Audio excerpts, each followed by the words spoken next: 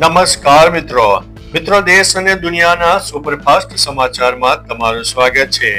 જૂનાગઢથી સૌથી મોટા અને અગત્યના સમાચાર સામે આવ્યા છે। જૂનાગઢમાં ગ્રેડિંગથી પોલીસ કર્મીઓની સાગ માટે બદલી। સૌરાષ્ટ્રમાં પ્રથમ વખત જૂનાગઢ જિલ્લો પોલીસે ગ્રેડિંગ સિસ્ટમના આધારે 409 પોલીસ કર્મીઓની બદલી કરી છે। છેલ્લા 6 મહિનાની કામગીરી, ડિસિપ્લિન અને અરજદારો સાથેના વ્યવહાર માપદંડો પર મૂલ્યાંકન કરાયું છે। નબળી કામગીરી એટલે કે સી અને ડી ગ્રેડ ધરાવતા 95 કર્મીઓની બદલી કરવામાં આવી છે, જેમાં કોઈ પણ રાજકીય ભલામણને સ્થાન અપાયું નહોતું। આ નિર્ણયથી પોલીસ તંત્રમાં પારદર્શિતા વધશે। અન્ય મહત્વના સમાચારની વાત કરીએ તો સિક્સ ફટકારતા જ રોહિતના નામે રેકોર્ડ બન્યો છે।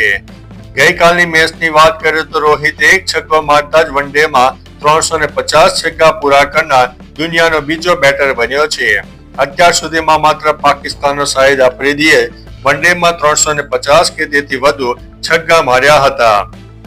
રોહિત ગઈકાલની મેચમાં 3 છગ્ગા મારે છે તો વન ડે ક્રિકેટમાં સૌથી વધુ સિક્સ મારનાર ખેલાડી બનશે। આફ્રિકા સિરીઝમાં હિટમેન 8 છગ્ગા ફટકારે તો ઇન્ટરનેશનલ ક્રિકેટમાં 650 છગ્ગા પૂરા કરનાર દુનિયાનો પહેલો ખેલાડી બની જશે। અન્ય મહત્વના સમાચારની વાત કરીએ તો અમદાવાદમાં cyber fraud 1000 sim card Dubai મોકલાયા છે। અમદાવાદમાં ડિજિટલ ફ્રોડની તપાસ દરમિયાન એસીપી હાર્દિક મકવાણિયાએ જણાવ્યું છે કે એરટેલ એજન્ટ વિજય રાવલ સહિત 3 લોકોએ ગ્રાહકોની જાણ બહાર સિમ કાર્ડ ઇસ્યુ કર્યા હતા। છેલ્લા 2 વર્ષમાં આશરે 1000 સિમ કાર્ડ દુબઈ મોકલવામાં આવ્યા હતા। આ સિમ કાર્ડનો ઉપયોગ મુખ્યત્વે ક્રિકેટ સટ્ટાબાજી અને કંબોડિયાના કોલ સેન્ટરોમાં સાયબર ક્રાઇમ માટે થતો હતો। પોલીસે 3 આરોપીઓની ધરપકડ કરી છે। અન્ય મહત્વના સમાચારની વાત કરીએ તો સીઆઈડીના ઇન્સ્પેક્ટર અભિજીતે ફરીથી લગ્ન કર્યા છે। સીઆઈડી ટીવી શોમાં ઇન્સ્પેક્ટર અભિજીતની ભૂમિકા ભજવનારા અભિનેતા આદિત્ય શ્રીવાસ્તવે 57 વર્ષની ઉંમરે ફરીથી લગ્ન કર્યા છે।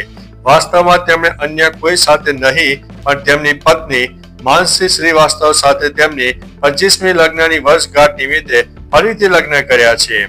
આ ખાસ અવસર પર કપલે ફરીથી વરમાળા પહેરાવીને જીવનના આ મહત્વપૂર્ણ તબક્કાની ઉજવણી કરી છે। અન્ય મહત્વના સમાચારની વાત કરીએ તો ભરૂચમાં વીજ વાયરની ચોરી કરવા જતા યુવકનું મોત।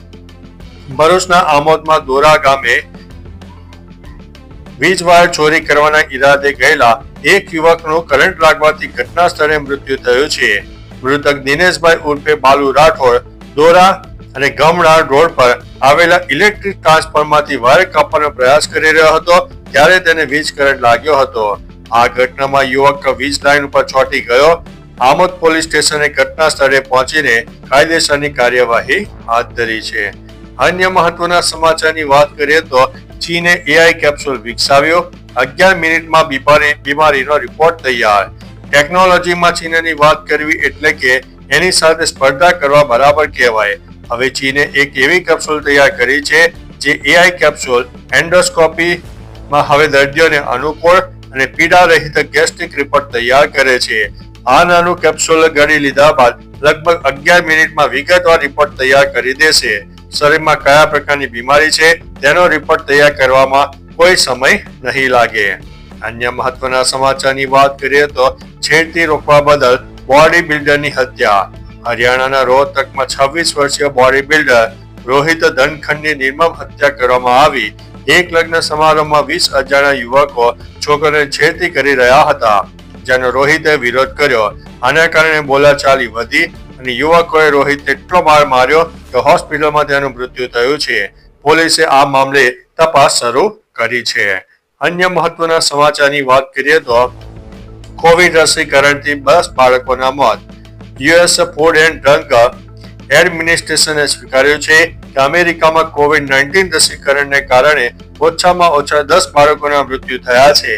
એફડીએના ચીફ મેડિકલ અને સાયન્ટિફિક ઓફિસર વિનય પ્રસાદે આ મૃત્યુનું સંભવિત કારણ માયોકાર્ડિયટ્સ જણાવ્યું છે। રોયટર્સના અહેવાલ મુજબ આ પહેલીવાર છે જ્યારે યુએસ એફડીએ સ્વીકાર્યું છે કે કોવિડ રસીને કારણે અમેરિકન બાળકોના મૃત્યુ થયા છે। અન્ય મહત્વના સમાચારની વાત કરીએ તો વાવાઝોડું દિત્વા, એનો અર્થ શું થાય છે? દિત્વાનો અર્થ લઘુન થાય છે। આ નામ સમુદ્રના શાંત અને પાણીથી ભરેલા દરિયાકાંઠાના વિસ્તારોનો ઉલ્લેખ કરે છે જે જમીનથી ઘેરાયેલા છે. દિત્વા નામ યેમેને આપ્યું છે. આ નામ WMO અને ESCAP ચક્રવાત નામકરણ સૂચિનો એક ભાગ છે. ચક્રવાતનું નામ યેમેની ટાપુ સોકોત્રા પર સ્થિત દિત્વા લઘુન ઉપરથી રાખવામાં આવ્યું છે. આ વિસ્તાર તેની અદ્ભુત દરિયાઈ વ્યવસ્થા અને સુંદર દરિયા કિનારા માટે વિશ્વભરમાં પ્રખ્યાત છે. અન્ય મહત્વના સમાચારની વાત કરીએ તો AI ટીચર રોબોટ સવાલ પૂછતા જ જવાબ આપે છે. આજકાલ AI એટલી હાજર જવાબી ટેકનોલોજી વિકસાવી છે. હવે યુપીના બુલંદ શહેરમાં આદિત્ય નામના 17 વર્ષીય વિદ્યાર્થીએ AI આધારિત રોબોટ બનાવ્યો છે જેનું નામ સોફી રાખ્યું છે. સોફી રોબોટ છે જે સામાન્ય રીતે સાડીઓમાં રાખવામાં આવતા પૂતળાને એસેમ્બલ કરીને AI ટેકનોલોજી અને લાર્જ લેંગ્વેજ મોડલ પર તૈયાર કરાઈ છે. સોફી સામાન્ય ગણિતના સવાલોના જવાબ પણ આપે છે અને હવે તેને લખવાની તાલીમ પણ આપવામાં આવશે. અન્ય મહત્વના સમાચારની વાત કરીએ તો અધિકારી આવા પ્રકારનું બોર્ડ ન મારી શકે. સરકારી કચેરીમાં વિડીયો રેકોર્ડિંગ કે કેમેરા યુઝ પર લગાવેલા બેનર મામલે RTI અંતર્ગત માહિતી બહાર આવી છે કે કોઈ કર્મચારી ઓફિસે બેનર લગાવી શકશે નહીં. સરકાર તરફથી આવા કોઈ હુકમ કરવામાં આવ્યા નથી. સરકારી અધિકારી આવા કોઈ નિયમ બનાવી શકતો નથી.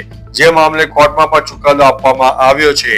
મિત્રો, અન્ય મહત્વના સમાચારની વાત કરીએ તો ટેરિફ બાદ ભારતની અમેરિકન નિકાસ ઘટી છે.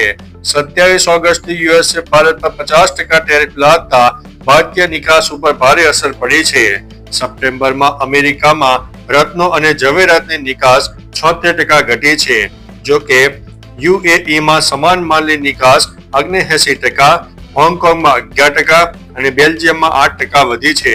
ઓટોમોબાઈલ ઘટકોની US નિકાસમાં 12%નો ઘટાડો થયો છે, જ્યારે જર્મની, UAE અને થાઇલેન્ડમાં સંયુક્ત નિકાસ 8% વધી છે. ઝીંગા અને ઇલેક્ટ્રિકલ મશીનરી અને અન્ય માલ માટે પણ આ જ વાત સાચી માની છે. મિત્રો, અન્ય મહત્વના સમાચારની વાત કરીએ તો કાર અને ટ્રેલર વચ્ચે ભયંકર અકસ્માત, 8ના થયા છે મોત. રાજસ્થાનના જયપુર નજીક દૌસા મનોહરપુર નેશનલ હાઈવે નંબર 148 પર એક ગંભીર માર્ગ અકસ્માત થયો. ઓવરટેક કરવાના પ્રયાસમાં એક તેજ રફતાર કારે ટ્રેલરને ટક્કર મારતા 8 લોકોના કરુણ મોત થયા છે, જ્યારે 2 લોકોને ગંભીર રીતે ઘાયલ થયા છે. ઘટના સ્થળે મોટી સંખ્યામાં ગ્રામજનોની ભીડ એકઠી થઈ ગઈ હતી અને પોલીસને જાણ કરવામાં આવી છે. પોલીસે ઘટના સ્થળે પહોંચીને આગળની કાર્યવાહી હાથ ધરી છે. તો ચાલો મિત્રો, ફરીથી દેશ અને દુનિયાના સુપરફાસ્ટ સમાચાર લઈને મળતા રહીશું. ત્યાં સુધી અમને રજા આપશો. નમસ્તે.